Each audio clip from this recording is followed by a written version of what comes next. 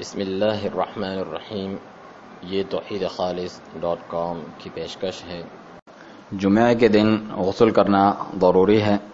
سیدنا ابو سعید الخدری رضی اللہ عنہ فرماتے ہیں کہ میں گواہی دیتا ہوں کہ نبی کریم صلی اللہ علیہ وسلم نے فرمایا، الغسل یوم الجمعۃ واجب علی کل محتلم، جمعہ کے دن غسل کرنا ہر بالغ شخص پر واجب ہے۔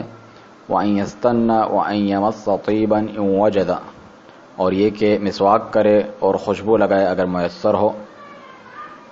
حدیث کے راوی عمرو رحمہ اللہ فرماتے ہیں، غسل کے متعلق تو میں گواہی دیتا ہوں کہ وہ واجب ہے، لیکن مسواک اور خوشبو اللہ عالم کہ وہ بھی واجب ہیں یا نہیں، لیکن حدیث میں اسی طرح ہے۔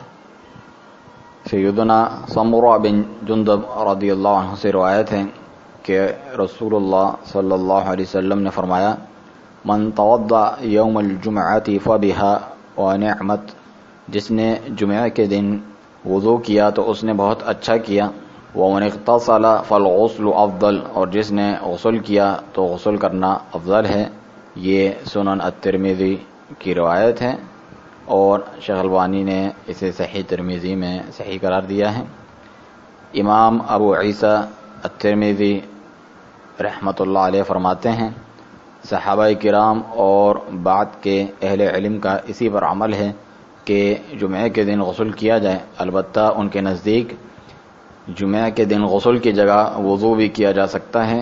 امام شافعی رحمہ اللہ فرماتے ہیں کہ نبی کریم صلی اللہ علیہ وسلم کا جمعہ کے دن غسل کا حکم دینا اختیار کے لیے ہے، نہ کہ وجوب کے لیے۔ اس کی دلیل سیدنا عمر کا سیدنا عثمان رضی اللہ عنہما کو یہ کہنا کہ اور صرف وضو کیا آپ نے، حالانکہ آپ کو معلوم ہے کہ رسول اللہ صلی اللہ علیہ وسلم نے جمعہ کے دن غسل کا حکم دیا ہے، جیسا کہ سنن ابی داؤد کی روایت ہے، اور اسے شیخ البانی نے صحیح ابی داؤد میں صحیح قرار دیا ہے۔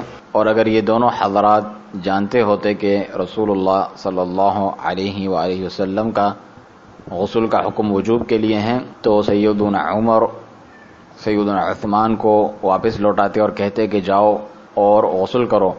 پھر یہ بات سیدنا عثمان رضی اللہ عنہ سے چھپی ہوئی نہ ہوتی، حالانکہ آپ علم رکھتے تھے، لیکن اس حدیث میں اس بات پر دلالت ہے کہ بے شک جمعہ کے دن غسل کرنا افضل ہے، البتہ کسی شخص پر واجب نہیں۔ امام نووی رحمہ اللہ فرماتے ہیں، جمہور علماء کرام کے نزدیک یہ سنت ہے، جبکہ بعض سلف نے اسے واجب قرار دیا ہے۔